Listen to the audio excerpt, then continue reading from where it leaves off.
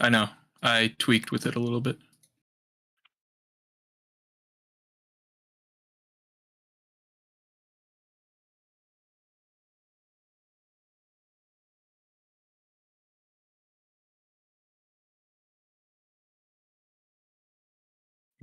Alright. Bet. Huh? Safe.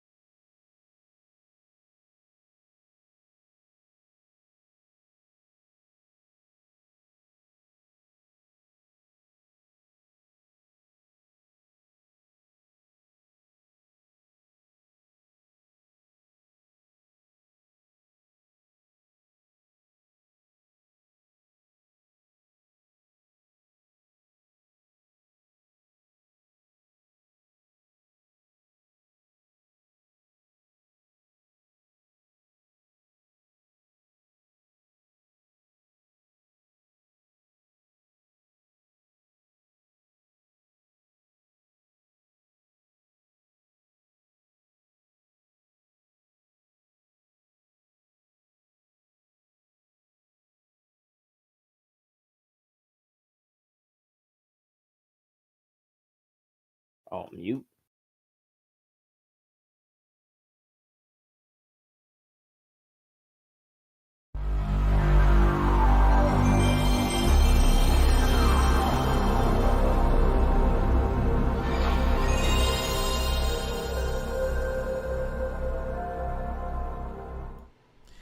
And we are live.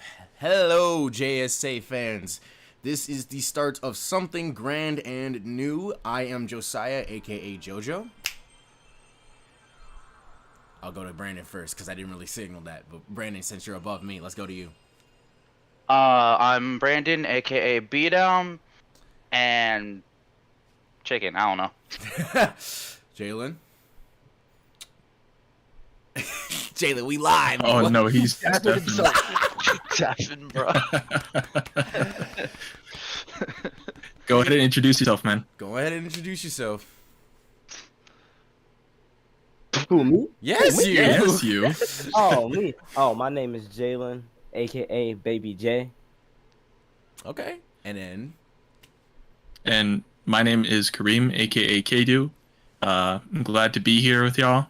Oh, I'm so glad to be here. This is something that could definitely be really fun to do.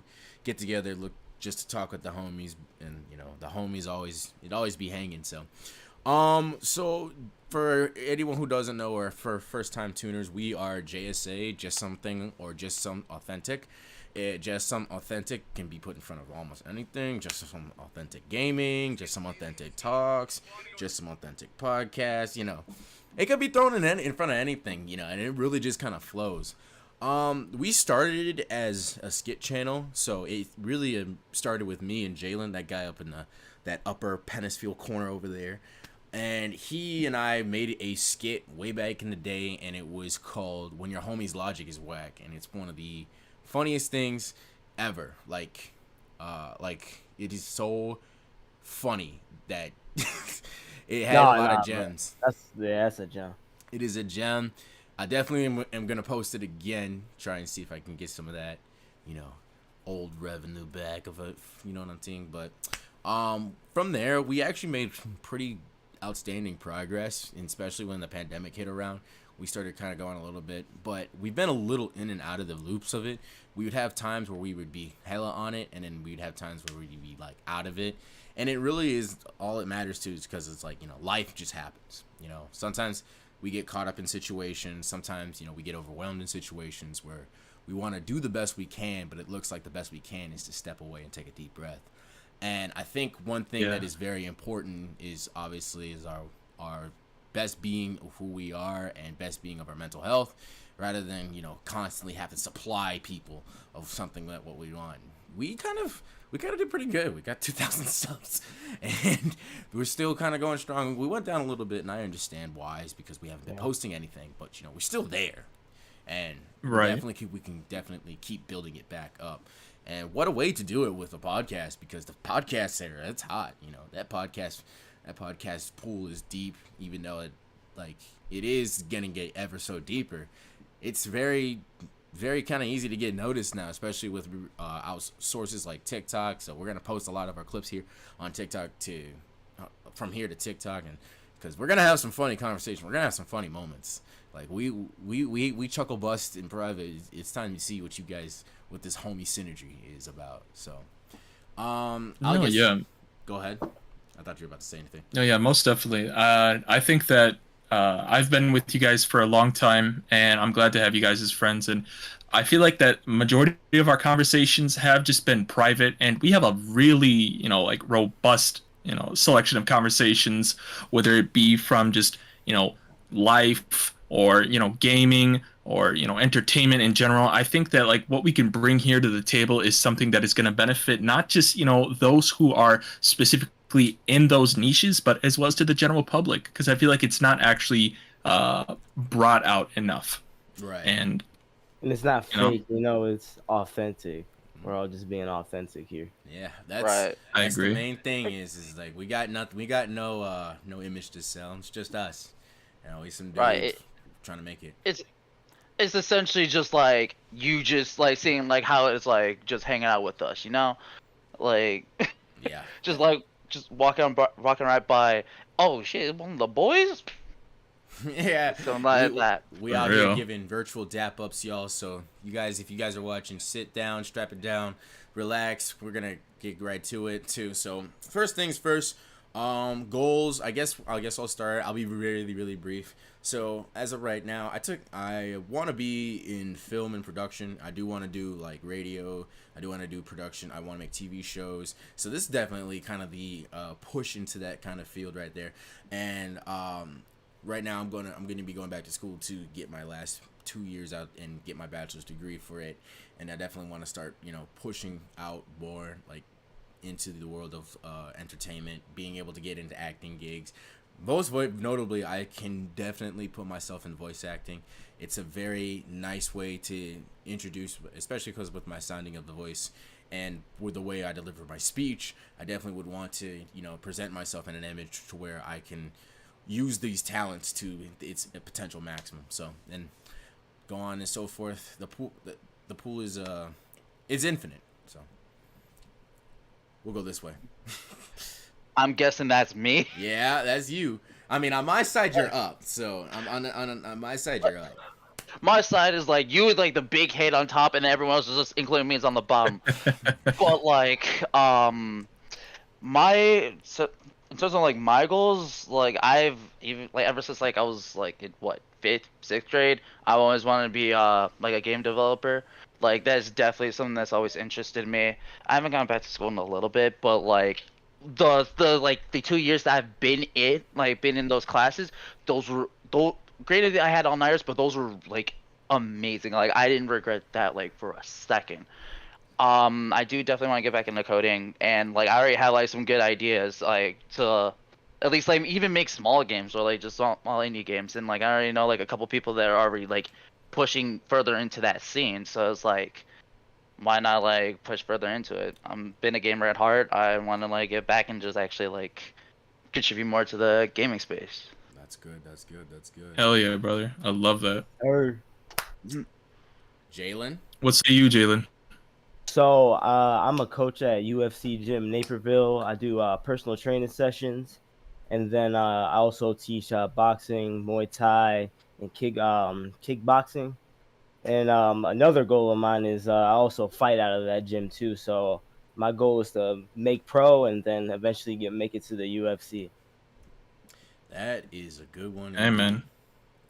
You're already halfway there, I think. Yeah. Yeah, Keep dude. at it. Yeah. And I'll tell you guys one thing. I've seen him go fights, dude. It's exhilarating, And Yeah. We all have, man. It's like wow. It's like being up close and personal to these kind of events is something that is insanely cool. So I think I'm legit the only one in this group that hasn't seen Jalen fight yet in person. you No? need to. You need Oh, to. wait, Bro, you I need know to. it Oh is. my I know it god. is. You need to. What You the need hell? to do Most of- it.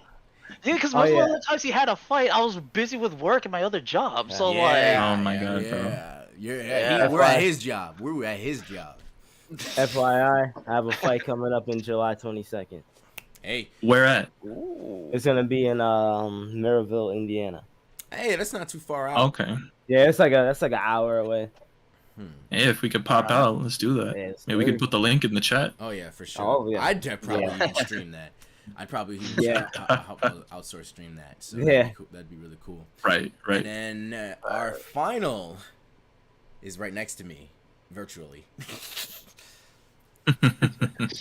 Well, for me, I've always had aspirations to help people. Like, that's just me. I've always been caring at heart. Sometimes I care a little bit too much, and I'm trying not to do that, trying to find, that little balance and stuff. But eventually, I do plan on hoping to go into the healthcare field. At first, I've wanted to become, a chiropractor. Then I wanted to become, a physical therapist and, all this other stuff. And recently, I've been working at my cousin's dental clinic for a couple of years, and I think I've zeroed in on dentistry. It honestly just it intrigues me, not just like the clinical side of it, but also like the administrative side of it and the whole business aspect of it. I think that with due time, I'll be able to apply myself good and get into dental school, get that done. Currently, I'm an undergrad at Benedictine University, so I'm just trekking along slowly but surely because I can only handle so many classes at a time. Yeah. You know, being a gamer, you know, at heart, you could see literally my canvas art back here. Oh, that's Yeah. sweet. I've been Oh, playing video yeah. games since day one. So, I mean, even you know my wall right here, I got all this gaming stuff here from all sorts of you know IPs and all that. So That's really cool. that kind of makes it hard, but we'll get there.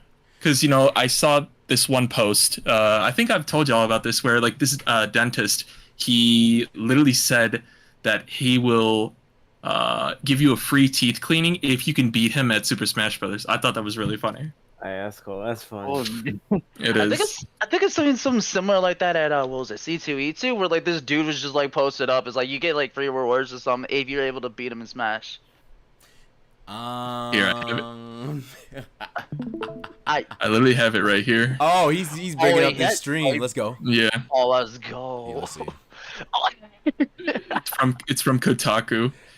Beat this dentist at Smash Bro. Get a free teeth cleaning. that's Lose, cool. you'll have to tell everyone that an online dentist kicked your butt. I think that's so freaking hilarious, dude.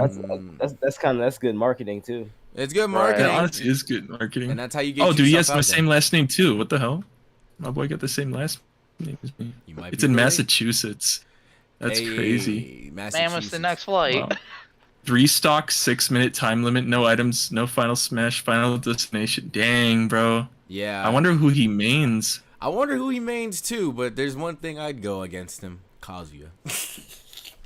He For would sure. hate Kazuya. Wait, hold on. When was this posted? Oh, this was posted 2 years ago. Oh, wonder dude, he probably stopped doing that then. All right, well, I'll definitely have to hit him up if he keeps doing it, because as you Yeah. know, on the side, Most I am definitely. a competitive Smash player as well. I've been into it a year. I'm still very much a rookie, but I've had put in some good results, so I definitely would probably have to definitely fly out there and see. So those are our personal goals, and for JSA, I think one thing would be cool to do is definitely push our YouTube together as much as like we can. Like I said, it's been hard to get back into it, but once we like find our footing, I think it'll actually like really prosper. And also being able to like, you know, promote and advertise in the best way possible. I definitely want to like try and get this into a point where like, you know, we're making decent money, like we're probably living together, like doing content on the side as a gig, where we all go out and do our main jobs, but we always come back to this because we have something else to do, and it could definitely turn into something. You know, my personal dreams, I definitely would like to have like some clothing, the JSA, maybe even a little bit of the esports side, because me and Brandon do compete in Smash Bros. And we do go out. We would definitely like it for it to be better funded, and maybe we get in contact with somebody. But you know, just some authentic esports. It really fits. It really fits anything you do. So that would be the goals for JSA, I think, and then also just to be a part of something that is really special, because not everybody really kind of gets up and gets in it and then goes and says, I want to do something that's meaningful and impactful like this. You know, a lot of people kind of just get their degree and kind of get the job they need to do to sustain, and that's the big thing. We need to just we live a life to, some people just live to sustain and then just go out, live to succeed and live to prevail. That's my thing. Right. So, all right. So in our podcast, we are going to cover some current events that mainly happen on the internet. Anything big, we'll definitely talk about for the time being. And then we'll mainly cover our stick, which is we love anime, we love comics, we love movies. I love me some anime. And he loves some anime. He's reading a lot of manga right now. I need to get. I took a little bit of a break from it, but I'm gonna get back into it right now. We got video games. Just anything, Yes, sir. entertainment. You already know. Anything entertainment, we really will cover it. This is the entertainment stuff. Like I said, it's authentic. So we are all bonded by those 4 things, and our friend group really kind of just is like, at home with that. So No, you can't forget about memes either. Meme culture is a huge memes. part of our culture. culture. Meme culture Meme is something. culture. Meme culture is Bro. something. And It is a pillar. It is a pillar. Pillar of my friend group. It is really. Nah, Like yeah. we could make some Easily. gems. We could make some gems. Literally, I became friends with Kareem over a meme. Not the others. Straight up. Not the Giannis. Bro. That's how we Not got the it. That's how others. we became friends. He out of pocket. Yeah, I love those kinds of friends, bro. I've been friends with different, like, you know, Brandon, and I met these two. I know you guys see. I met these two at a college, DuPage. It was a community college, and I met my boy Jalen over there. Me and him have been friends since like First grade. first grade. Second, And you first, know what's second funny? grade.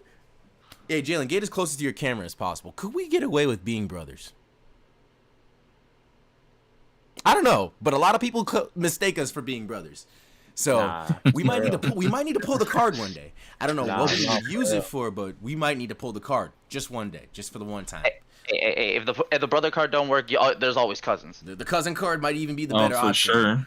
The cousin card might Exactly. be the better option, to be honest with you. So before we get Cousin into meta.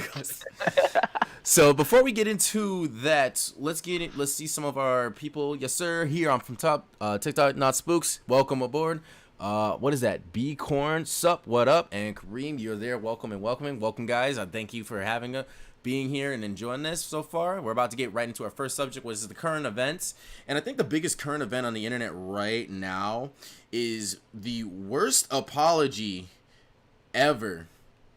And this I thought I'd never see. So to give you guys some context, there was originally an apology from a girl. I think her name was Sienna May, and basically what had happened is that she was accused of committing sexual assault towards one of her friends. And there was video of it. And then when the public got noted of it, you know, she's got a whole big fan, like millions of followers. So when the public got noted What's of her name? her name is Sienna May. This is the first one. This is the first one. How do you spell? It should be SIEENA, Sienna May. And then it's like Oh, Sienna May. Yeah. I thought it was C anime. Yeah. And then Oh, Sienna May Gomez. yeah. And so with that, her apology video was her. It wasn't even an apology video. What she did was she was like, there's so much negativity around my platform. I'ma dance. Is there a link to this set up? You can just find it on YouTube. Penguin Stop Zero, cheating. aka Moist Critical, covers it. No. Basically, it was that, but why am I talking about that? Is because when that apology was made, everybody had called that the worst apology of all time. Worst apology video, because she didn't really address it. Now, it has been topped by another person by the name of Colleen Bollinger. Colleen Bollinger being a YouTuber by the name of... Hold on, her name... I forgot her. I just Miranda Sings, I think Miranda it was? Sings. That was her name. Miranda Sings is a YouTuber. She's been in the game for a minute now. She usually makes her content for younger audiences, as she has the she kind of like is like an animated character brought to life. She's even had a cameo in Wreck-It Ralph, which is kind of crazy to think about it. And That she's- is actually crazy. I didn't know I- any of that. I haven't seen Wreck-It Ralph. I think it was Wreck-It Ralph. Oh 2. my god. Okay, that one I haven't Ralph seen. breaks the internet. Yeah, Oh, dude, that was such a second funny one. So with that being said, she then the accusations against her were she was in chats with younger fans and she was being really inappropriate. Like there was one where she had sent like her underwear to a fan and he was underage, and she looked back on it and she said she took accountability for it, but then now, like, you know, there's a lot more to that and the iceberg is a lot deeper. Like she was sending really inappropriate texts and stuff to these people, and they're minors at the time. And obviously you can't do that, you know? You never do that. Then anything involved in that situation is messed up. So then she gets on the internet and makes a vlog. The video is high. And you think that she's going to address the allegations. But she then is sitting there. She takes a sigh of breath and takes out her ukulele. I kid you not. Takes out her ukulele and plays the ukulele song and makes a song up about how there's people that are toxic that are trying to bring you down over false allegations. And it doesn't even make it the bad that she did that. She did that for 10 minutes. It's bad. Yeah. It is 10 bad. minutes and 19 seconds exactly. Yeah, Oh my god. she made they say this is the worst video apology ever. And that is, and to be able to top Sienna Mays, that is a like kind of historic. This is like I would say it's almost as historic as when EDP got caught. Or up in that That's category, crazy. because the amount of fame that Colleen has is to that level. She's been in movies. She's has her own Netflix series. You know, this is like kind of insane that, you know, when an artist does, or like when a YouTuber does something like this, and they kind of corrupts them. So I want to ask you guys, what is with, you know, YouTubers and horrible apologies? So what do you guys think? Why do you guys think YouTubers just don't know how to really kind of own up to their actions? I think especially Well- like with the bigger YouTubers, they don't know how to like connect like with like the public, you know. That's 'Cause they're like up here, and then like it's just the normal people. They don't really know how to connect. No, yeah, for sure. Because when you're like starting out as a YouTuber, you are really connected to your community. But as you rise and rise and rise, you inevitably just don't have time to actually, you know, interact with that such a large community. Markiplier, he even mentioned this in one of his interviews with Anthony Padilla. I think that YouTubers, when they are convicted of these sorts of things, they're already like in such like a stressed mind with their busy schedule and lifestyle, and that they're so just like wired to the content that they're pushing out. And a lot of times emotions tie into this as well. Like this video, I'm just like glancing at it, and it seems like she's more angry than, you know, guilty of her actions. Maybe it's just her, you know, being in denial, and her just trying to just tell everyone to piss off or something like that. But right. Right. you know, I think that it's just like a really like bad trend. And a lot of, because the thing is that YouTube, it's all about clickbait. Mm-hmm. It's all about who can get the most clicks and who can get the most, you know, shock value out of something. So when Right. people, you know, it's like Twitter, honestly. That's what I think YouTube's just devolving into, Twitter. It kind of reminds me of a Travis Scott situation. Remember when he did Right. that Yeah. apology? Absolutely. Yeah. Oh my Right. god. And then what's interesting about that? So it's yeah, black screen and everything. Yeah. Yeah, it's just So So stupid, bro. I think a lot of it is like, so when it comes to social media, people kind of like intertwine their personality with that, and obviously it's hard not to. You're putting yourself on a grand audience in front of a lot of people, so it doesn't really hit them. Like, it's different when you see a million. I think it's like it still hits. Like if you see a million people comment or tweet something. Whereas if you saw a million people in front of you say it to your face, you know, it would be a lot of different. It'd be a lot different if you could hear that. So what I'm saying is that when a YouTuber kind of grows, they don't really have that connection. Like as Kareem was saying, they kind of like are immersing themselves into this world of engagement, likes Yeah. all the time, and they don't really know how to keep that human connection as stable as possible. That's why you see a lot of YouTubers, or like a decent amount of them, the ones that grow big, they kind of are just like content. And from the stories that I've heard from people like hanging with these YouTubers, it goes south really fast. It's because they feel like they get on this pedestal where they're untouchable.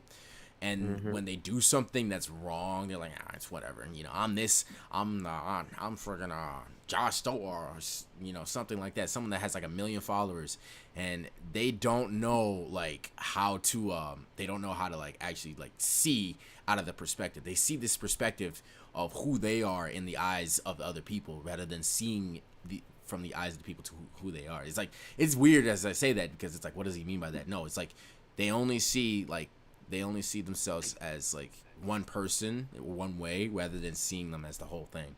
And So like basically because of with how big they've gotten, they're essentially kind of like in their own head basically. yeah, they don't know. They don't know how to actually step out of their own shoes and view the actions or to view the feelings of someone else. And that's why when you see, it's heartbreaking when you see these big creators, and when something goes down and it's like the chances of it being all over, you know. There's been so many times where, you know, they've been canceled by the mob, and they it just goes all the way downhill. Like, there's people in my perspective that definitely like should be out of here. Like, there's some YouTubers that I definitely think that they need to like go. Like, the evidence that's been brought against these guys is just like why do you have a platform? And then there's some people where it's a lot of like gray area, because a lot of times where we get to this point where some like cancel culture is to a point where if you don't agree with the majority, your opinion is wrong completely, even though it is your opinion. Your opinion is your own stance on something, so it's not objectively right, nor is it objectively wrong. It's how you stand somewhere. An opinion is wrong unless it conflicts with fact, you know. And right. we can only it's our job to only kind of comprehend what facts and how does that really relate to us. So when that says is like, you know, how is it always the majority versus the minority? Where in that sense, and there's some people that will cancel you straight up because they don't like your opinion, you know. Yeah. It's for sure, like at the drop of a hat too. Like, they don't care. Yeah, they don't. They were like, oh, you don't support this? All right, well, guess what? Unfollow, unlike, block. I'm gonna send your address to all your family members. You're gonna hate me. I'm gonna throw your IP in a dox server and have everybody dox you. Like, it's like that. Like, like, if you don't like what I like, I don't give a fuck. For real. And the thing is, Like, like, that, I mean, all you gotta do. the thing is, Just unfollow me, bro. right. for real. Move on with life. Move on, keep going. And the thing about it is, the world is so big that you can have an opinion that 1 million people like it, and 1 million people can also dislike it. You know, Yeah. It's just obviously you're going to attract the people who like your opinion versus someone that doesn't like your opinion. So, and, you know, who's really the majority in what sense? When in order for some to truly even be like majority versus minority, you got to ask the entire population of the world, and not everyone's going to have a set opinion, and there's going to be the percentage of people that don't really care. You know? Right, for sure. So, I think it's very interesting how this topic has developed to see for like how she's handling it, because with her, it's like you don't see, like, there's not just like an opinion, it's facts, you know, it's facts. There's been text boxes of it all brought up to where it's like, nah, like, you actually did this. And I feel like when somebody like when somebody's willing to show the truth, they're willing to back everything up. But that just looked like a publicity stunt. Nah, yeah. I mean, that's pretty much what it is now, and it's unfortunate. Oh, it's right. It is very unfortunate, and it's it sucks because, you know, with someone with that much power, they definitely can get away with it for about some time. So with that being said, it's like, you know, like, there are some YouTubers that, like, you know, it's like we don't know them all the way. So, Like, you only really know what you see on screen. Like, Mhm. unless you're like really close to them, like, they actually like know them in person. It's like there's definitely, you're not gonna know them like that. yeah. Right. And then me being my personal stuff, my favorite YouTubers fortunately have been graced with greatness, and they have not disappointed me once. I'll name them off for you. You know, the GOATs, RDC World, definitely they stand atop a mountain. And Caleb City, Burleasy, they're all in this little club, and I think what gets them the most long-lasting most good fan base is probably because they really are themselves. You know, they're a bunch of black guys that, you know, they like anime, they like sports, and there's a lot of people that like, you know, all those things. So having that, like, you know, having those people embody that. And then you don't really like see them like in the midst of drama either. Oh, they're yeah. just like they're just doing their For own sure. thing. Like, They're just vibing. Right. And whatever drama they have, they don't really kind of bring to light. Because I think it's one thing, like, you know, we always want to stay out of drama as much as possible. But then, you know, sometimes some things just happen. You know, you could be minding your business. The next thing you know, you're roped down into the gates with somebody because somebody said your name. And now it's like, oh, really? So now, what do you think about this? And now you're in a situation where you have your hands up, and it's like, well, I really don't know how I found myself in it. Got to climb my way out of it, and it's very irritating. But they definitely have been like, you know, the most authentic, like, you know, YouTubers, is because they're really about their craft and showing what they have. And I really want to be like that, especially as a content creator. So, and it's really cool. And then also you got a lot of gaming channels really that dedicate themselves to gaming. That's really kind of the niche I kind of follow. And then it's really weird because YouTube has grown as a platform, because there's so many like channels that get so much revenue. For example, reaction channels. Like, there's people that just make content where it's like they see something like current events, and they're smart. They know how to get the algorithm flowing in their way. Like, you know, for example, they'll react to a current event, and obviously people are gonna continue. They're gonna push that to the front page because it's something that's really big in the world that's happening at the moment. So then they're gonna react to it, and then they're gonna be like, okay, well, I mean, yeah, like, what do you got to say about it? And then that's how you grow the audience. You know, the audience is gonna get there. They're gonna be like, you know, okay, this is what he has to say about this, something that's really hot on the iron right now. And with that being said, like, they're really smart, but you know, there's also that. But on the flip side of that coin, there's also people who post really entertaining content, like gaming content that they spend hours upon hours editing. You know, you got meme contents that actually somehow become masterful, like pieces of cinema, and we don't even know how. But you know, those are the masterful pieces of cinema. They have to be really, really above to go viral immediately, or else you got someone that's just really working really hard for a long time until they get the light shined on them. So Right. Right. I agree. So, anybody else?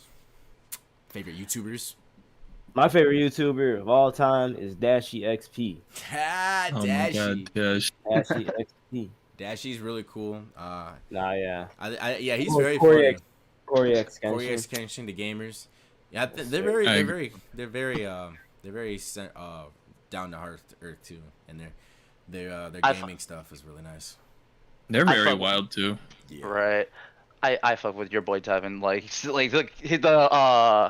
he mostly is known for like the drinking, like the anime drinking games and stuff. But like just like the dynamic with like between him and whoever he brings on. Oh my god, that's hilarious. Yeah, it's I've seen a couple of his videos. They're pretty funny. So, and you know, like I said, you know, we all kind of, the YouTube is very special for gaming, especially so. And speaking of gaming, that actually brings us to our next topic, because we are going into the Nintendo Direct, which happened last week, and they're saying that this was the best Nintendo Direct they've had in a long time. Oh, Yeah. wow. And the thing is, and that's crazy to say, is because, you know, when Smash stopped, you know, releasing DLC characters, you know, everybody would look to the Direct for the DLC character, and then it was either batshit crazy or major disappointing. Because I remember, because the Fighters Pass 1, everyone was like, oh, give me something good, give me someone good, and then Byleth, and it's like another Fire Emblem character? Aren't there like 8 of you in this game? Like, For real. and then There's a lot. Go ahead. There's a lot of rep for Fire Emblem Smash, but like seeing how like actually playing the games is actually pretty fun. I'm not gonna lie, I'm kind of a Fire Emblem fan. Yeah, and Fire Yeah, I Emblem. know, It's very interesting. I've been told to get into 3 houses. I remember when that game was hot on the iron, like everybody and their mama was talking about it, and I think I might have to see what's the magic about it. RPGs is definitely something I'm gonna get into. But speaking of RPGs, the biggest story of it was the Super Mario RPG that they're remastering. I'm so hyped for Yeah. that, man. As a big fan of the Mario RPG series, I've played the original Paper Mario on the N64, Super Mario RPG, as well as Paper Mario and the Thousand Year Door. I'm really glad that they're bringing to light the one that started it all. Just enhanced graphics, keeping the same sort of, you know, I wouldn't say like art style, but the way that like the characters are and just how the world is shaped. It keeps it to home. Yeah, I think that's really good. Yeah. Yeah, that's really cool too. My first Mario game being the Super Mario 64. I definitely wish I could have probably seen the Super Mario RPGs, because it looks really cool. You know, the lore of it, and then Gino being in there, the graphics looking fun. Some people had complaints about the way that the characters are like modeled, but you got to think it's just all they did was just smoothing out the models because of a really old game. So it's gonna really tug the heartstrings of a lot of old school Mario and Nintendo fans, because it's like, okay, this is what I grew up with. Now it's gonna get remastered HD fully, everything, not just a reverse backwards compatible port. Like, that's banger, you know. And hopefully they might add something new, you know. And to top it all, with that, there was also a lot more. They announced a new Super Mario Bros. Game, not Super Mario Bros. It's called Super Mario Wonder. And it looked pretty interesting because, you know, there was so many like new like ideas and worlds that Mario kind of has to go through, and the level designs looked pretty interesting. And the new power up, the elephant power up. Well, what'd you guys think of that? That's, I don't know. It's Yeah, Mario. You can only do so much. On one side, I'm like, yes, okay, they're going for something new and intuitive. Go for it, Nintendo. That's what you've been all about. Go for it, bro. But at the other side, it's like, what is Mario now? Like, we've seen Mario in basically everything. At the end of the day, we know that it's Mario. But Right. when you see him just going through all these different sort of forms, environments, phases, shapes, it's like, is this guy just a placeholder? Or is he, you know, the gaming icon? Right. That's what I'm just torn about. You know, I've grown up with Mario. Yeah, I've grown up with Mario too, and it's like really interesting to see where from what I've known him as, and now to see him what he's become. And definitely looking at that direct, it's like, you know, it's like, what? Like, and that's what Nintendo likes to do a lot. They like to go, what? Like, they like to go, but here's the thing. Although they're crazy with their policies, you gotta let them cook, because usually when they cook, For sure. Hey, that's a 5-course meal they provide. It's you can't. I You agree. Can't go wrong with that. And speaking of, there's also, sure. it wasn't even just a Super Mario RPG. We haven't even gotten to the fact they also have now imported the entire Metal Gear Solid series on to the Nintendo Switch. So hyped for that. I'm And so hyped for that, man. dude, I wish I could have played some Metal Gear Solid growing up. I didn't have a copy of it. I might have to get on that just to see what it's about, because, you know, my first introduction to Snake was Super Smash Bros. Brawl, being the fact that it is a commercial for other game series. But I definitely think that his game, from what I've seen, his game series looked interesting, because you had a lot of the evolutions of games, and the graphics got sped up, and it looked like it was ahead of its time when those games started coming out. So I definitely want to, you know, like, dive into the heart of it. So For sure. And not just that, I'm actually really hyped for the new WarioWare Move It, because a really good game for the Nintendo Wii was WarioWare Shake It, and I feel like that WarioWare Move It is kind of like the next step for that. It's kind of like a sequel, if you hear me out. I think that's really nice, as well as the new Mario Kart Wave 5. I used to be into, like, we all used to be into Mario Kart really much, but it kind of started getting stale at one point, and plus with all the meta that was going around, just sitting around and waiting for a good item in like 10th place or whatever. But I feel like that Wave 4, it kind of shook things up, and that Wave 5 with the new introduction to the characters, they added 3 new characters, PD Piranha, Kamek, and the Wiggler. I think that that's going to like bring like a whole like new wave of players in, especially with the last pass. right, and that's something that's really interesting happening, because it's like, you know, they're keeping dedicated fans glued to the screens of it. Mario Kart being the profound series that it is, it's really doing its wonders when it comes to like new tracks, bringing back old tracks. You know, there's one thing that I don't like though. I wish Captain Falcon was in Mario Kart, because why not? Like, why? No, seriously, like, they have I'm actually everything but himself. They have Like, his they had- track. Go ahead. They have, like, I think 2 of his tracks in there in Mario Kart 8, and yet no Captain Falcon. So it's either you give us Captain Falcon in Mario Kart 8, or give us a new F-Zero game. One of those two. Or we Because run. we haven't- I didn't Like- think about that. because we Captain didn't get. Falcon, yeah. Yeah, because like literally think about this. Like F-Zero, like what was the last one? GX? Yeah. That was in like 2000. DX. 64? I bet you Nintendo has a scrapped F-Zero project that they've never touched in years. I You think know, if I remember, I think if I remember correctly, I think I remember reading something that was like they had like a couple like F-Zero ideas, but they scrapped them only because it's like they're not really innovative enough to really push it. It's like just give us F-Zero, man. Or Just they just want to focus on like the bigger games, like Yeah, they went and the focused on Mario bigger games. Yeah. IPs. yeah. Right. That's kind of like what left it in the dust, honestly. So with that being said, and you guys having some issues, what would you guys have like as the perfect like? What would you guys want to have Nintendo release? I'll start with Brandon. What would I have them release? Like, what would you if you were a Nintendo corp executive or like a president of Nintendo and say, no, we need this greenlit. I want this done. What would you do? I'll be okay. Considering I haven't played the game and seeing the gameplay of it, it actually looks really cool. I want them to kind of redo Star Fox Zero because, like, from the gameplay of how everyone was talking about it, yeah, it is kind of like Star Fox 64, but literally, that's literally like what people have been asking for. The only thing that really brought it down was the controls, which sucks because it was on the Wii U. And like it's like, oh, we had to really innovate the controls. That shot him in the foot. But it's like if we just like redid it to like similar controls like how 64 3D was, then it's like you already got like a good hit right there. Yeah. Like that would like literally give it a second light and just like boom it like right up there. Right.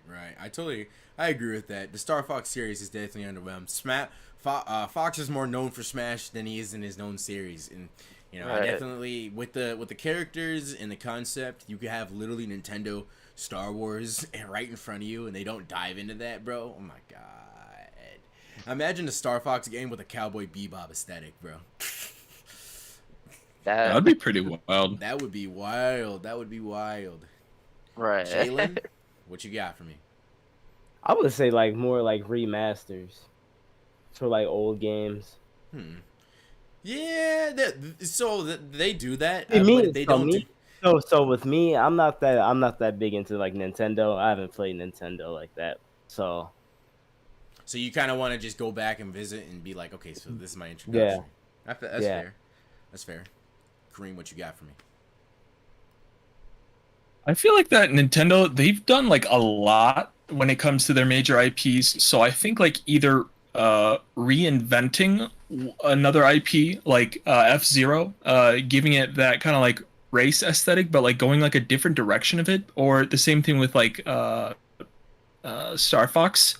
I'm literally blanking right now on the game that was on the GameCube. I think it was like Star Fox Assault. It was Correct me if I'm wrong. Star Fox Adventures. Adventures. Both Yes. Adventures and Assault were on Adventures. GameCube. Yeah, it's a very Man. very low key game, but it's there. I think if they were to branch off into something more like that, it would bring like a whole new like light to the franchise as a whole, as well as just reintroduce many gamers who just think like, oh, dead IP, I don't want to look at it. Yeah, You know? I totally agree with that. It's hard. It's hard getting back that IP, but when you do it, like it's pretty satisfying. So, I guess it's my Right. turn. So, all right, let me cook. Let me cook. If I was a president at Nintendo, this is what I would want. I would get a Super Mario 64 remaster, HD graphics, everything. You know, the renders look beautiful. The renders look everything. But in an addition, I would have an online co-op mode to where I give, let's say, people who have access to like the co-op mode another like 120 200 something stars, but you have to do it in co-op levels in the way that Super Mario 64 was designed, you know, cleaning up all the bugs and everything, but being able to remaster the game, but then also give it a multiplayer feel and having cool interactions with like the players. You know, you get to play. Let's say, for example, it's kind of like how Triforce Heroes was, where they get to play as the 4 different variations of Link.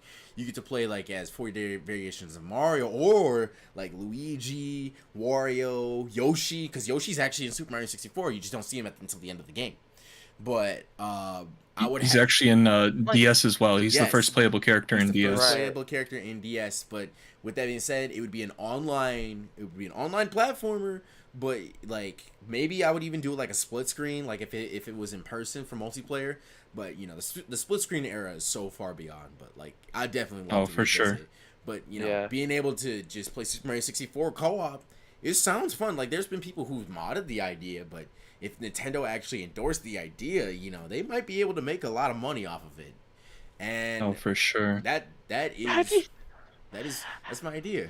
It's I pretty mean, good. have you seen what was it, Super Mario 99? Like that, like for like that little small run, dude. Everyone was on it. They're for sure gonna go to that idea. Yeah, and they gotta visit that idea. Like it's there. And if that wouldn't work, I would do F-Zero Fighters, a fighting game for F-Zero. That would bring it way back. Just imagine a fighting game specifically for F-Zero. I'd probably make it more Tekken oriented, but it would, with the cast they got. If you actually look at the F-Zero cast, like there's actually like James McCloud. There's Samurai. What's the Samurai? I forgot his name. Blood Falcon, Black Shadow, Miss Arrow. There's actually like a cast for a fighting, and like because Falcon himself is actually a bounty hunter, and a lot of people Right. don't really know that. They think he's just a racer. He's a racer and a bounty hunter. So a fighting game of F-Zero fighters. Speaking of fighters, before I think we're moving on. Before that, I do want to add like another game, personally, Pokken, like a Pokken 2, but like they either lean into all 2D or all 3D, and like tweak it a little bit so it's like you can actually play on the same screen on the same Switch, cause like I honestly did like Pokken, like because I played it back in 2016. I really loved it, but it's like I think there was like only like a couple like small decisions that like kind of really like killed it a little bit. Yeah. Or at least more locally, and when it couldn't have like grown more into like an esport that it really should have been. Hey man, I love Pokken because Pikachu was a Mishima. Yeah, Pikachu is a Mishima. bro, I have fucking PTSD with like fighting like what was it Pikachu or Pikachu Libre that was a Mishima, or both of them? I think both. of them. Either or, I hate fighting Pikachu. I'm a Weavile main Hey, day one, but hey, God. They was in their bag with that game. Fighting games, you know, fighting games will be forever. And to tell the tale of fighting games forever, we will now segue into CEO. For those who don't know, CEO is the premier Daytona Beach FGC event in Florida, and it hosted some of the best fighting game actions.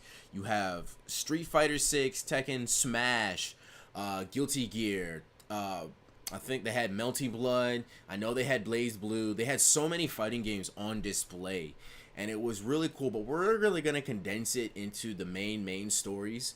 So first, I'm gonna talk about Smash and the competitive side of it. So there was a lot of things that were going on with it. The winner of it being DeBuzz. DeBuzz is the best player from New York, and he is constantly in conversation of top 10 in the world. He definitely he won it from loser's side, but he had the bracket reset from him. The second place being Riddles, being the best player in Canada, definitely top 10 in the world. He's won majors over the 1-2, you know, MKLeo, Light, Spargo. He's won tournaments over those guys. So what happened in grand finals is that Riddles cooked him 3-0 in the first set to reset the bracket, and everyone thinks that it's just gonna be a fast 6-0 because it's Kazuya Mishima. It's that character is. Whew, that's a character. I love watching him. I hate fighting against him because it's very stressful. Don't get hit. Don't get hit. Don't get hit. That's literally. If you get hit, you might as well. You're gonna watch a movie. Put down the controller. But what happened is against Kazuya. So DeBuzz just said, you know what? Screw it. I need to win this major. I'm gonna do the one thing that my character can do the best. He camped him out.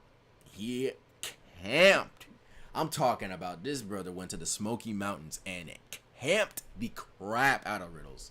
He put the Luma front. He never approached. Just put the Luma out there. Ran away. Had him interact with the Luma. If he didn't interact with the Luma, cool. I'll say, okay, I could probably get a punish. Boom, boom, boom, boom, boom, bam, bam, bam. Throw you off stage. Edge guard you, never let you land. But other than that, he camped the literal Christ out of him. And the thing is, it wasn't lame. You gotta do that. You know? There is one character that can approach Kazuya with, like, confidence, and that's Sonic. Well, I mean, Sonic is just busted to begin with. Yeah, Sonic doesn't have any losing matchups. He doesn't lose from anybody. Like, there's nobody that goes 0.05 with him. Or 0.5 with him. It's like above him. I think the best character against him is either Fox or Pikachu. And that's saying something because those characters Fox? Fox does really good against a lot of the cast, but he has a bad matchup in Game & Watch, but even then, like, you know, Sonic just doesn't really seem to struggle against anybody.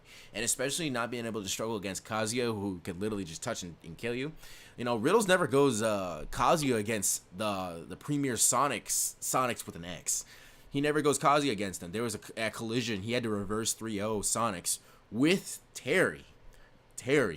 He said nah. So he's never gonna go Kazuya against Sonic because it's a horrible matchup. It makes from how good Kazuya of a character he is, it makes him look bad. Like Sonic makes him look foolish. It's crazy. So Right. Yeah, with that being said, DeBuzz just camped him. Just sat back down and just camped the literal crap out of him. And he played optimally. He played the matchup well. He fought to the end. He beat him 3-1 in the second set to take his first major. I believe that was his first major post-quarantine. I remember, I think he won Big House 9 or 8. I'll have to definitely, don't quote me on that, but I'll definitely have to look back and see. But I know DeBuzz is definitely one of the top 10 premier players in the world. You know, he's got a very defensive style of play, so it makes it really hard to actually get your advantage state against him. He had the liberty of coming to Chicago, and I got to see him play at Combo Breaker, which is really cool because you see these guys in like the videos and everything, and then seeing him in person, it's just like, you know, you're a real The whole other thing. Right. Yeah. Other stories that happened, there was a Florida rep that came in and actually got top 8, and that was Riku. Riku is a Steve main that started the ban Steve discourse again, being that, you know, I think that we're way over that, you know, like ban Steve. I'm gonna be honest with you, that tech thing is fake. Everybody got scared of it, and then it's just fake. Like, no Steve uses that. We don't even see the best Steves use it. Like they'll tell you, they'll be like, dude, the tech is bad. And I think the ban Steve discourse is dumb. Like, I think we've had, when Onin took SmashCon, I think that should have been time to be like, okay, we need to all study this character, and yet people have not. So if you lose to Steve as of this point, that is on you.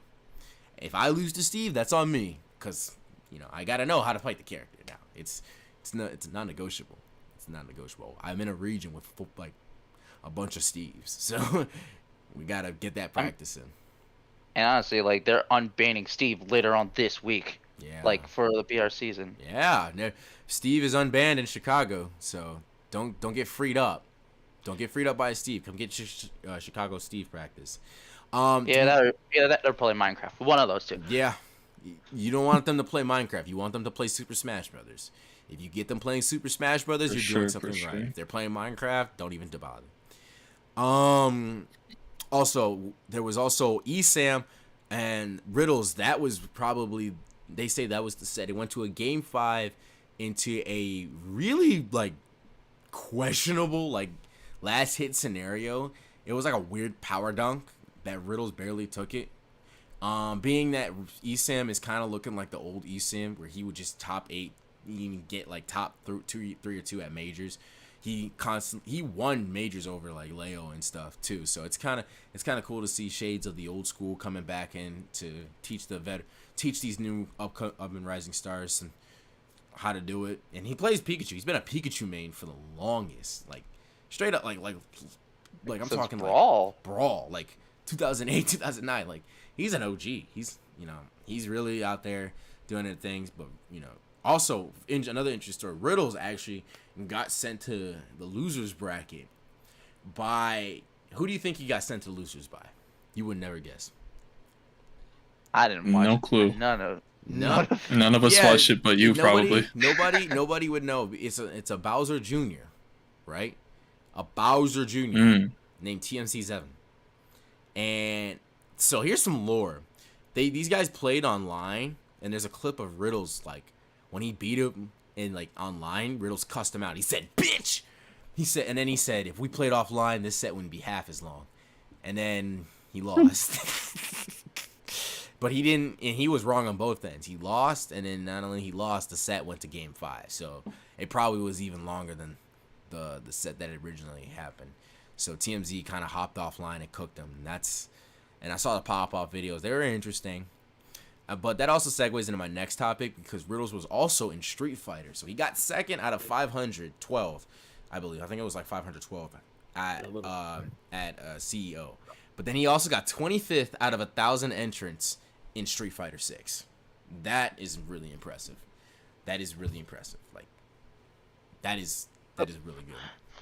So I'm wondering, would he be similar to who is it? Leffen, whereas I just want to play other games, and he's one of the Gear players. Yeah, I think that's definitely what it is because when you look at it, it's Smash was constructed to be a fighting game in FGC style, so it would just make sense that they would carry that neutral and everything over to a fighting game.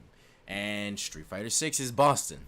That game is pretty good. It is really fun. I main Ken. I think he mains DJ up there, and I don't know if you guys have yet to play it, but it's really fun. I'm main Cammy. Hands down, Cammy. I've heard somebody told me it's yeah, I'm a main Cammy, and they were like, nah.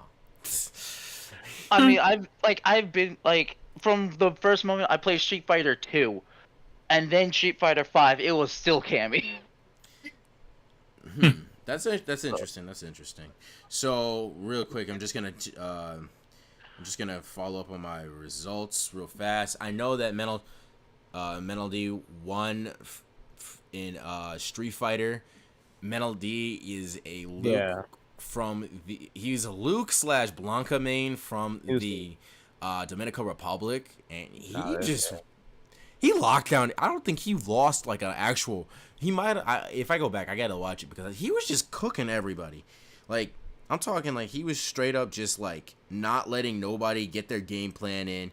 It looked like with Luke, he was really, really aggressive with Luke.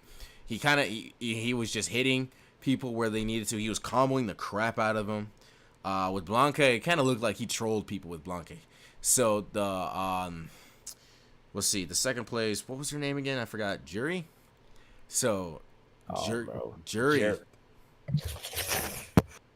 I'm dead. Oh, what was that? Man. Nah, continue. My man's over here looking like. Continue. I don't know, man. Continue. Okay. Hold on, now I'm just sick of the. What are we talking about? Okay. All right. So there was a lot of juries in top 8. There was I think 2 to 3, and it was. I know one of them was Nephew, who came from losers 8th and came all the way back.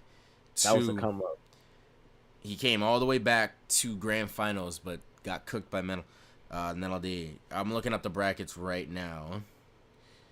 Top 24, top 8. Here it is. Come on. Link. All right, here it is. So yeah, Mental D went crazy, just going absolutely insane. Beat IDOM 3-0 convincingly with Luke. Then beat 3. Okay, so he went 3-1 on Punk. I think, but he was going by Pink at the tournament. I remember that they wanted to call him Pink. And then in grand finals 3-1. But so let's look at the losers side. Nephew 3-0 over Zeke in the Ditto and the Jury Ditto. Then 3-2 over Cabo. Cabo being another Dominican Republic, Street Fighter player. He was in there with his homie, but he unfortunately got knocked down to losers early by Punk, who beat him 3-2. Cabo was a Guile player. Guile's pretty interesting because it's like, you know, you want to see you want to see like, you know, a lot of zoning, but this guy was really hyper aggressive. And I think the thing about Guile is like he forces mistakes. You know, he's throwing projectiles. He's forcing you to kind of do what you're something that you're uncomfortable with. He forces the approach. So it's really good to see, like, you know, him get to that level so fast. But unfortunately, he fell 3-2 to Nephew. And on the other side, there was a lot of Manons too. You know, IDOM dual main Jury and Manal.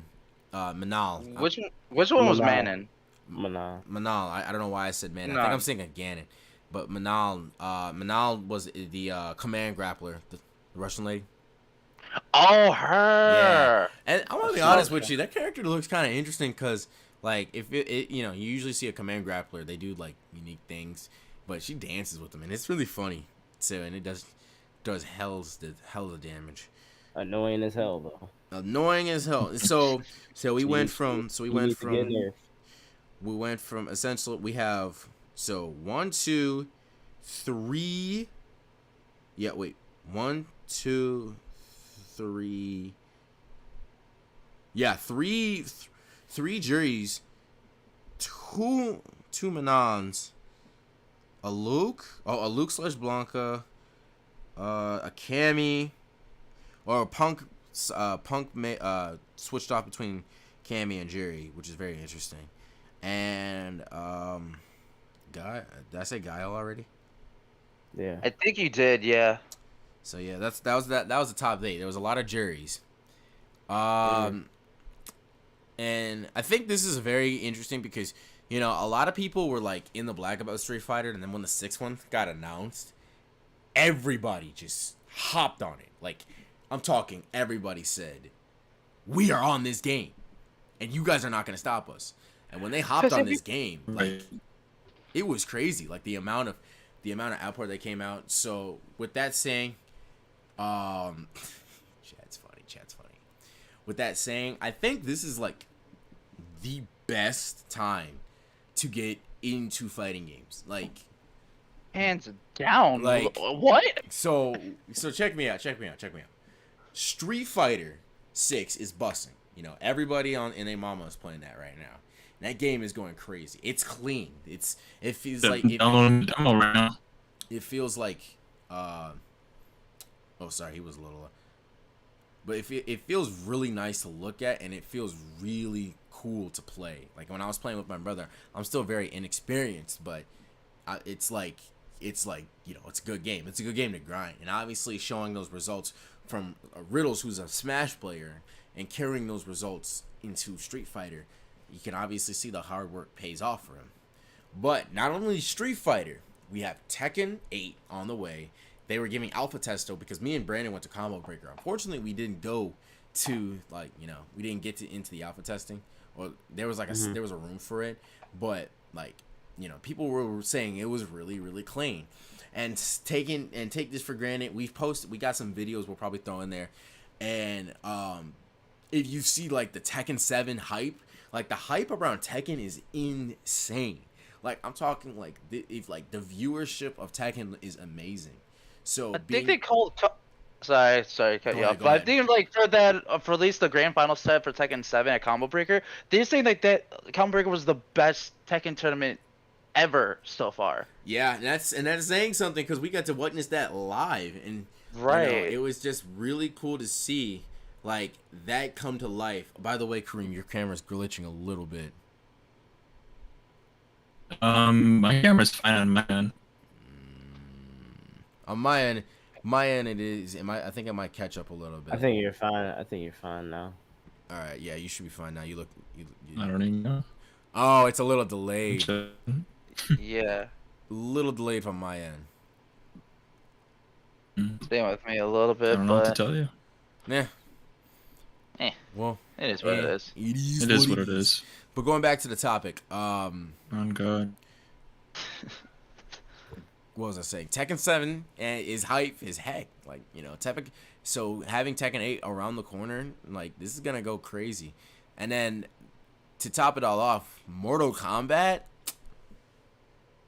And I think that's coming out in September, if I'm I remember fucking correctly. Yeah, it's coming. It's coming soon. So like, Right. I think the thing is so that hyped for that, bro. Mortal Kombat is like the game for like the more casual FGC players, because Mortal Kombat gets its stars and stripes obviously from its cool ass fatalities, and its graphic design is very interesting, and it's something that's it brought new to like the FGCs. Like, you got brutal ass like fist fights, you know. So it's very cool to see. But this is like the time to get into like fighting games, and I think that people are starting to realize with the stream era being so big, fighting games starting to get the light it's well so deserved. You know, Combo Breaker was big, it was emphatic, the energy there was immaculate. I've seen the videos of CEO. They say that it was immaculate there as well, and that, you know, me and Brandon got to experience that. Jalen and Kareem here, I hope one day you guys get to experience, you know, Combo Breaker coming full circle, because it was fun. It was really fun, and it's definitely a memory that I'm gonna keep going back to, and they'll have another one for next year. So anything, and Kareem, For sure. Kareem, with you being, you know, newer in nuance, kind of more of a casual, what would you say? Would you be like, with what you see, would you be like, I'm interested? I'm more of a casual gamer. I've kind of like, with my life becoming so busy and hectic as it is, I don't really have that much time to play video games, so I'm definitely more casual. So I try to get competitive when I can. I think that Street Fighter, it looks interesting because I've been playing Mortal Kombat for a long time. I'm interested in the new Mortal Kombat 1, but they already kind of like restarted the series because Mortal Kombat 9 was like a new PU from Mortal Kombat Armageddon, and now I don't know what this is. So I kind of just stopped after like Mortal Kombat 10. So I don't know. I wouldn't say that I have hope for Mortal Kombat 1, but I'm interested in playing it. As well as Street Fighter 6, I'm literally downloading the demo right now so I can get my hands on it and try it out. Been seeing a lot of gameplay. It looks very fun. Tekken, same as well. It seems like a very fun game to play, from like a casual gamer standpoint. I think that it's a very good time to get into fighting games. Yeah, it's definitely something you gotta put like in terms of like being casual versus being like actual competitive with it. It definitely takes a lot of time, because with FGCs, you know, there's a lot to know. Like, you gotta learn fundamentals, which is universal across every fighting game, and then to go along with fundamentals, you gotta learn, you know, like your character's combos, and it's execution heavy. Depending on which games, is it execution heavy? Is it kind of neutral heavy? Is it kind of just get your hits in and get in? And or is it like, you know, it's those games kind of have a scale depending on where it goes.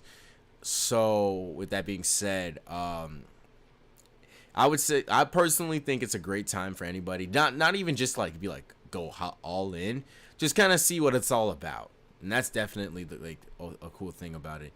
So anyone else got some lasting thoughts?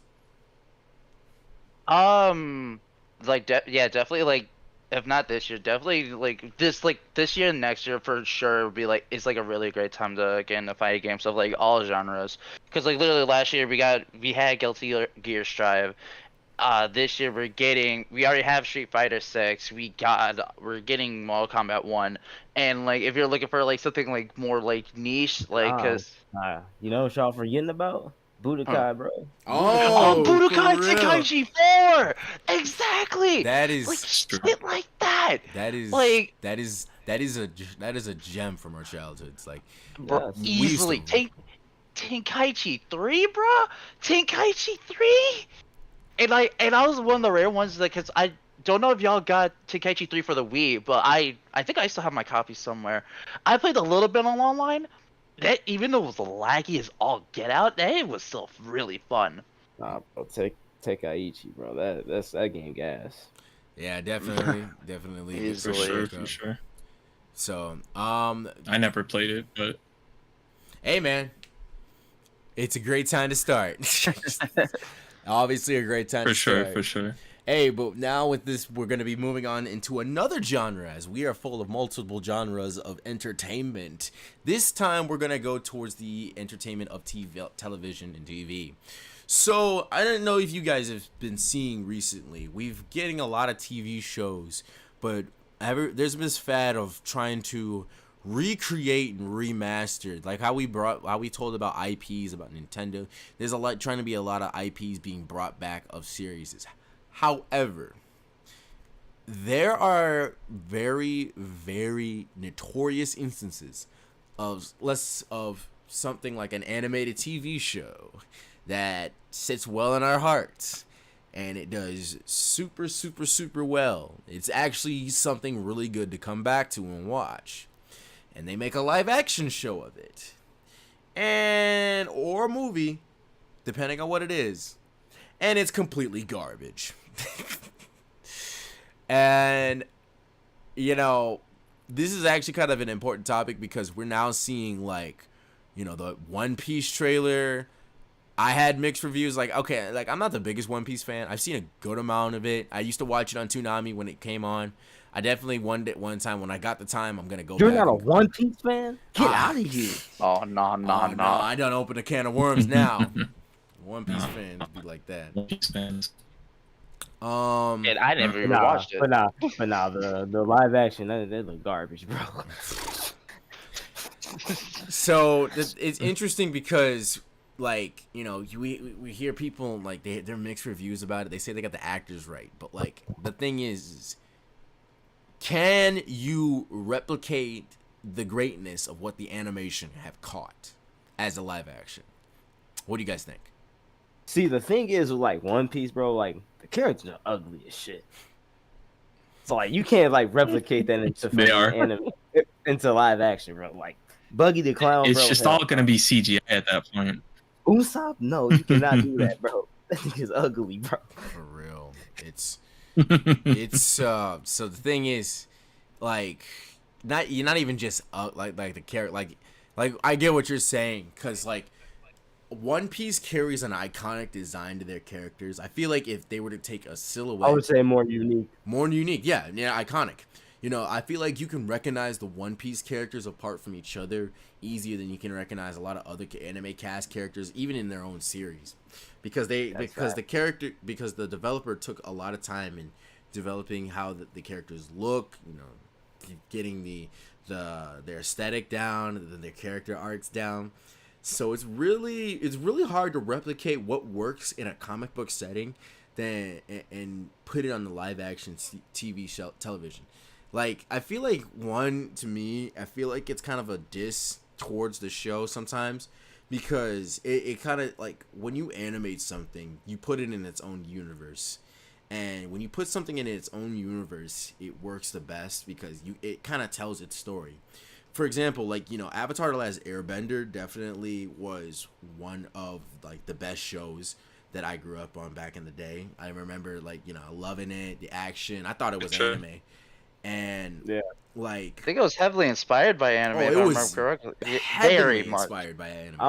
I don't care. That's an anime. Dude. Yeah, honestly, we'll call it what it is. Avatar: The Last Airbender is an anime.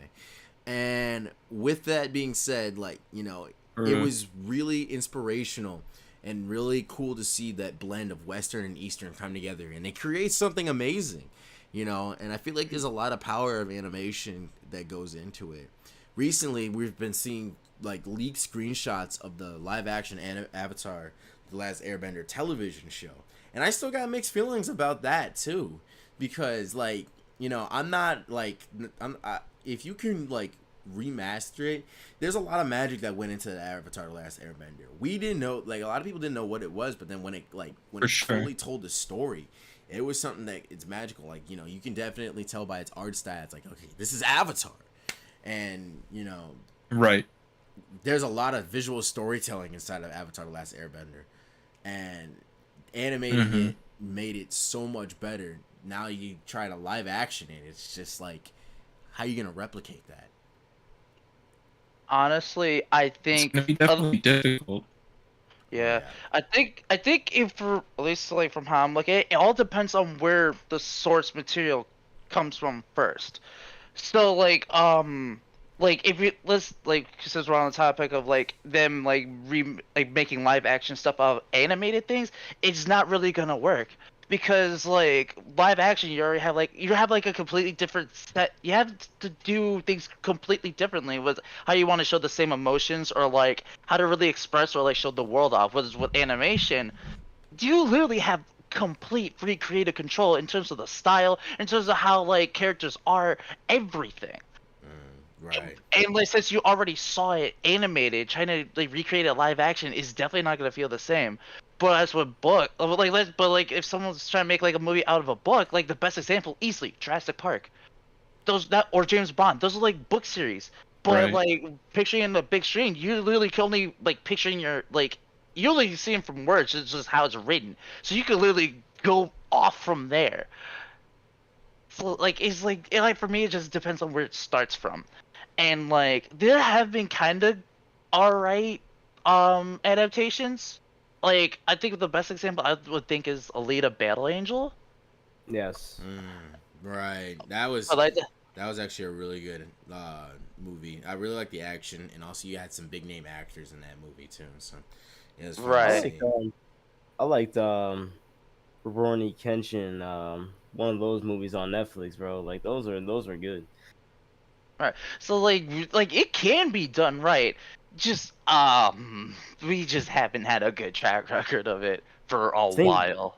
the thing with Avatar too, like it can't be like low budget. It has to be like very high budget, and you have to have It, really good writers in the room too. it was it was already botched once live action, and I don't want to see that abomination again. Yeah, Yeah. Yeah. And I think was it that's the both the creators? unfortunate truth. Right. Aren't both creators on this live action thing too, or like taking a part of Yeah. it? So the thing, Yeah. what's interesting about that is that, um, there was like a lot of tweets. I remember there was like a discourse of when the original writers left the project, and everybody was like, "Okay, this is like gonna be ass." You know, if Netflix obviously can't really work with the original people that have what this series is, and they can't let them have their adaptation brought how they want it, they're like, nah, this is ass. Because Netflix is notorious for ruining like really good shows. Look at Cowboy Bebop. You know, Cowboy Bebop, you know, one of the greatest anime of all time. One of my personal top 5 favorites. Mm-hmm. Live action, not even watchable.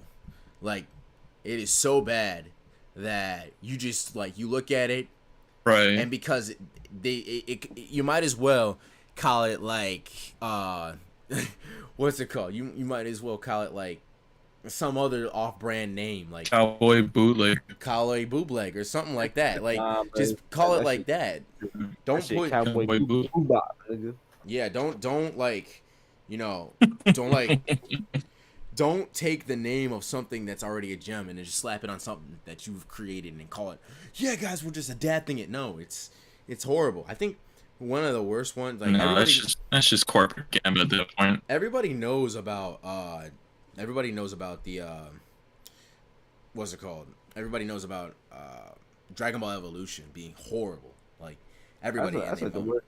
That's like one of It's the a worst movie. It's a movies. movie to crack the cold. It's a movie to crack a cold one with the boys. But it's Right. like it's really Hey, like ain't as bad as Velma. Like to get like wasted on and just watch it, just laugh at it, amazing movie. To actually take it seriously, no. But I'm surprised you didn't say Ghost in the Shell. yeah, that too. That was very interesting too. And then obviously the last Airbender Yeah. movie as well. What they 'Cause were didn't Scarlett Johansson play in Ghost in the Shell? Yeah, I think she was the main character. Yeah, I didn't see the live action one. hmm. Me neither. So it's hard to do it, you know. And what's interesting, what I've noticed, you can animate something that's already live action and make it work, but it's hard to have something that's already animated and make it live action work. I've noticed Or at least, that. I've or noticed at least that. or at least it's easier to do it one way than the other. Right. Mm. It's not like, oh, if it can work both ways. No, As writing for animation is a lot different than writing for like live action or just like any like for drama shows.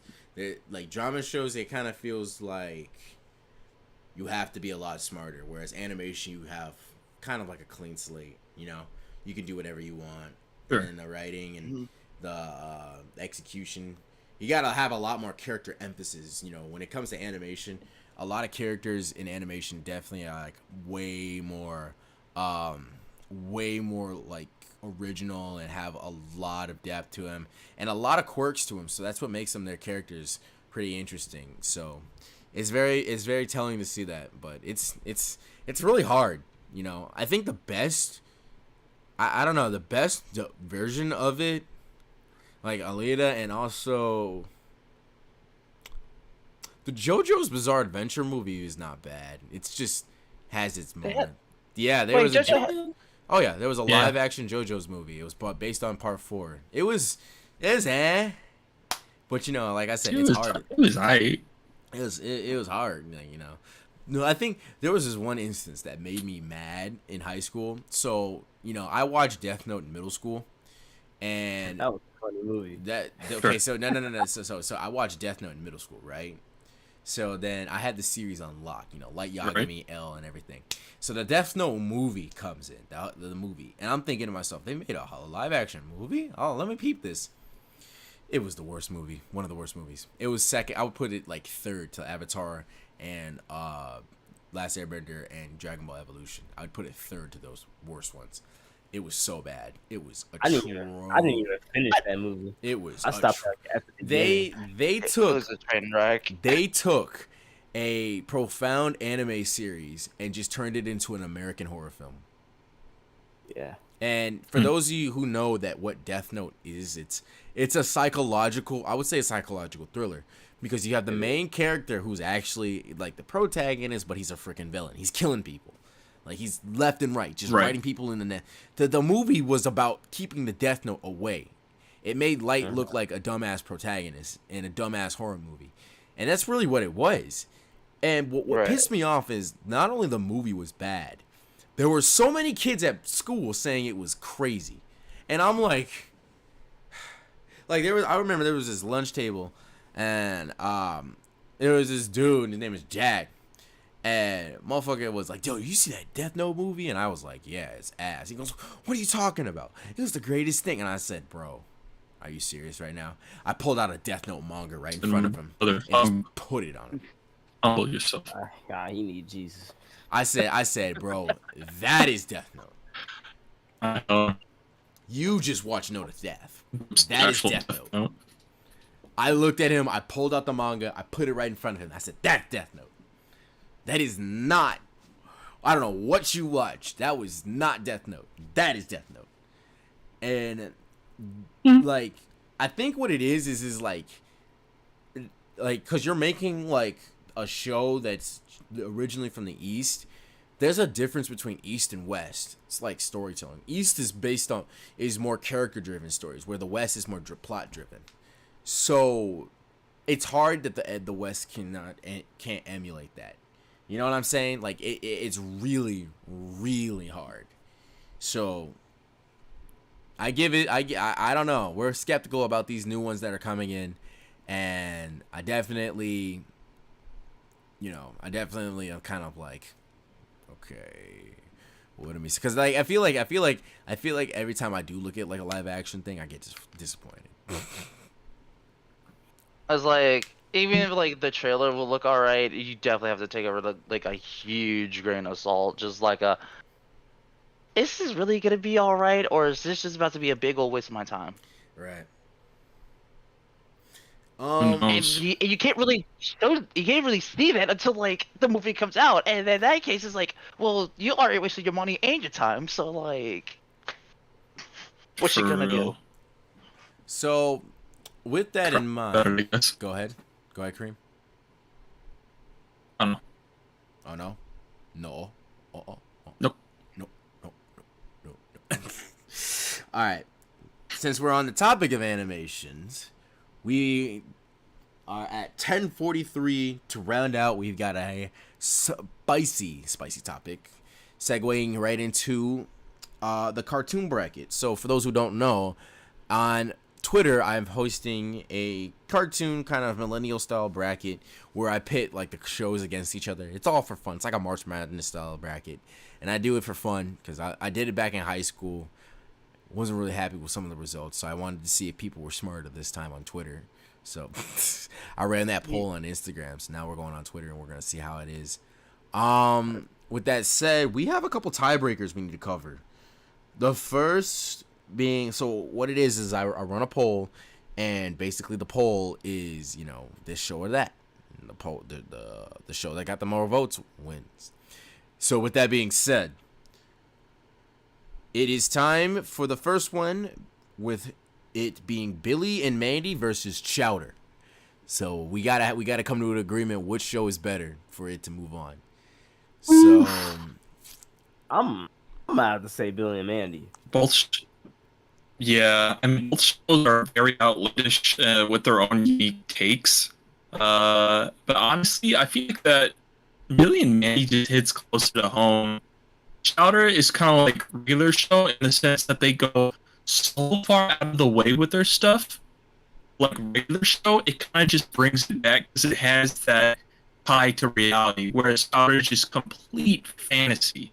right. Mhm. Billy and Mandy, it's like the craze of regular show, but bringing it back to reality.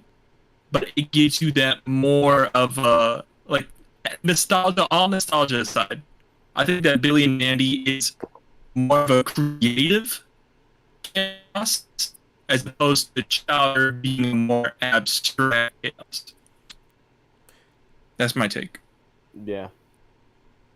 Okay. What do you think? I was definitely like on the fence like when I was like doing that poll.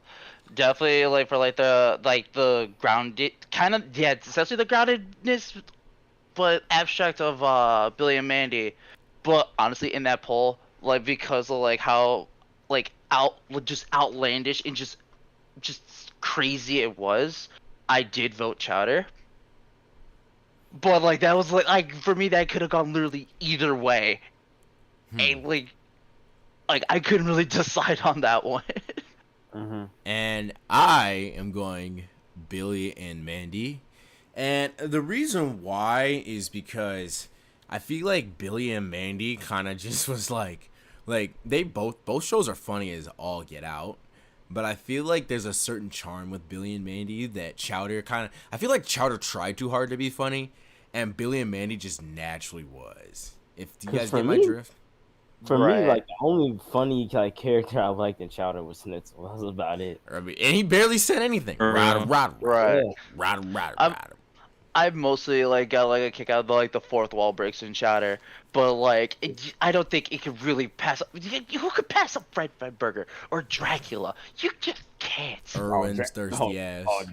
Yeah. Oh God, Erwin, bro. Irwin's thirsty ass, bro. Oh hell no. Hey Mandy.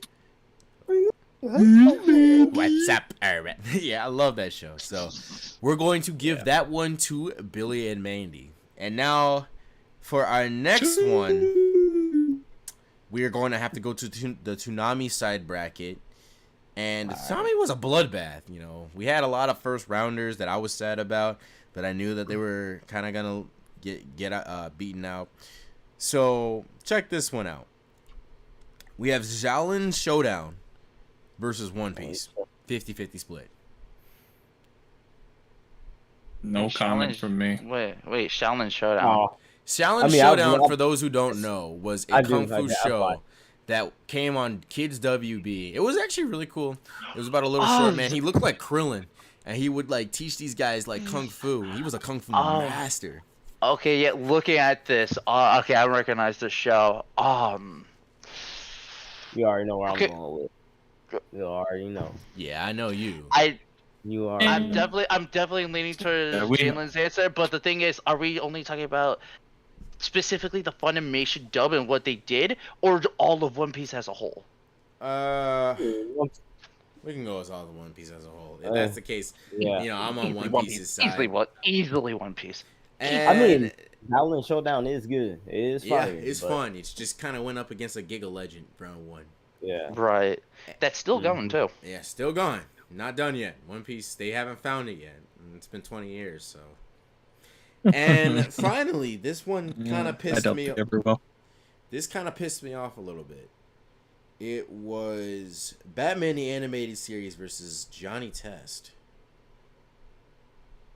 I think Batman. most of the people pick Johnny Test only because they haven't seen the Batman the Animated Series. Yeah, That's my Animated main thing. series is probably one of the best TV shows of all time. Yeah, bro. Batman the Animated Series. That and is- Johnny Test. Johnny Test fell off hard. Like, Like That after wasn't Johnny season Test one, is just I just like season 1. it's just a that's it. cup of piss, dude. right? crazy. Johnny Test is just a cup of piss. Dude, it's whiplash. Hey guys, my sisters, I'm gonna do this crazy thing, break in my sister's lab, steal this invention, and then damn near destroy the city every freaking time. Whereas Batman the Animated Series really not even just the show itself was good. It revolutionized the characters of Batman. Like, you can't argue with that. This show was a giga legend. And Like I'm bling bling. I think definitely hella underrated. Like without a doubt. I wouldn't even say underrated. That should just straight up. Okay, massive. like I think like we Oh. definitely recognize it now, but I think at the time I don't think many people I think really like gave it a chance. yeah, That's that's very That's true. true. So, with that said, I'm going to read off the round twos and for each bracket. So, we're going all the way back from Dizzy. So, with that being said, we have.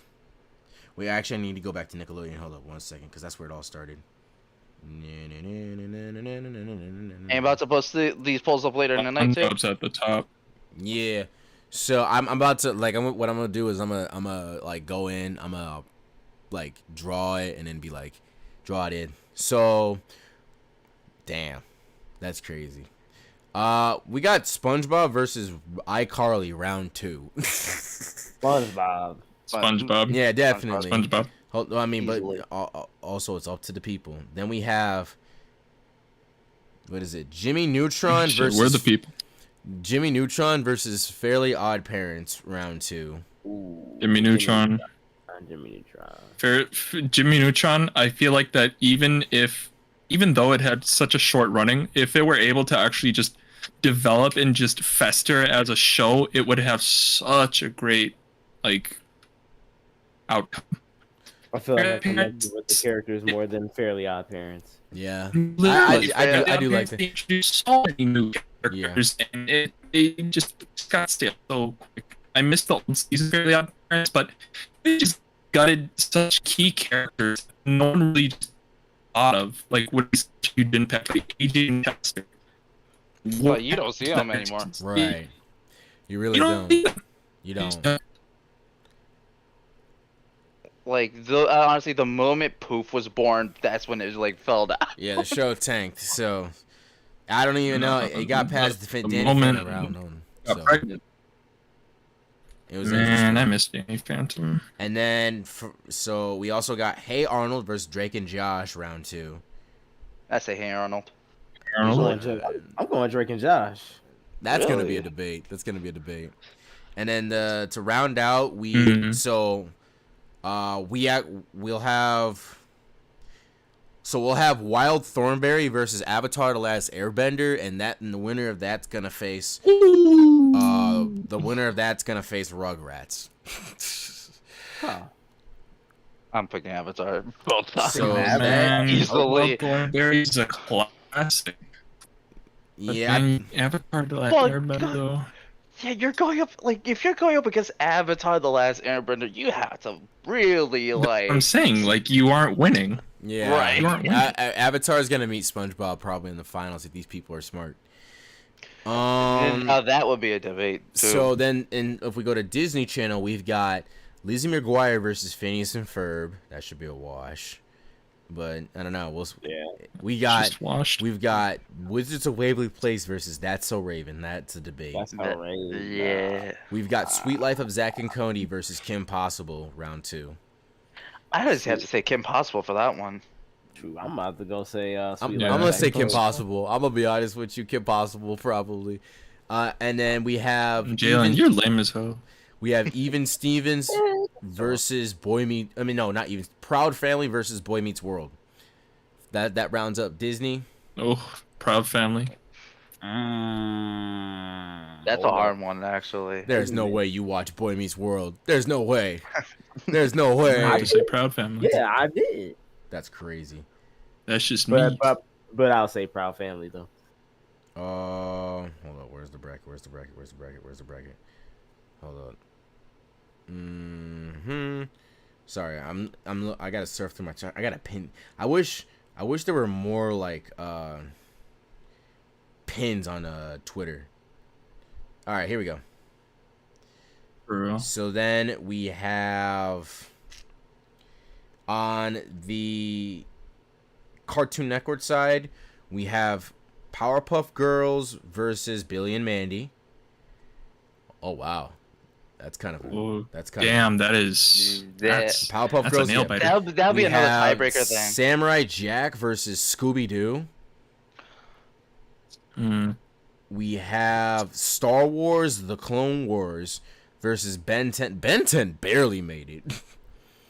Barely. I'd say Star Wars. Badly. I say Star Wars: The Clone Wars. Honestly. And then to round out Star Wars. Cartoon Network. Wow, Ben. To round out Cartoon Network, it's Dexter's Laboratory versus Codename Kids Next Door. Codename Kid Next Door. Oh my god, bro. that's a hard one too. Yeah, That's there's gonna be. That's tough. That is tough. Oh, that's a heartbreaker. You know, like, dude, I love Dexter so much, but man, the creativity, it was original. Yeah, Kids Next Door. Kids Next Door was something, and then That's tough, though. So to the Toonami side, or the 4Kids or Kids WB side, we have Jackie Chan Adventures versus Dragon Ball Z. Yikes. Oh damn. We have Teen Titans, the OG. What? We have the OG Teen Titans versus Sonic X. We have Naruto. Ooh. We have Naruto versus One Piece, round 2. Oh, Naruto. Yeah, that's gonna be crazy. And then we have Batman the Animated Series versus Pokemon. Oh, So see, if we're oh god, because like if we're just going by just the shows, I probably have to say Batman, but Yeah. like nothing's beating Pokemon IP like hands down. yeah, Pokemon. I mean, okay, so both are revolutionary as hell. It's just, it's just gonna matter. That one's gonna be like, okay, where's my heart going? It's not about like logic. It's like, where's my heart going with this one? That's what Right. it's gonna be about. I would Man, probably but say Batman.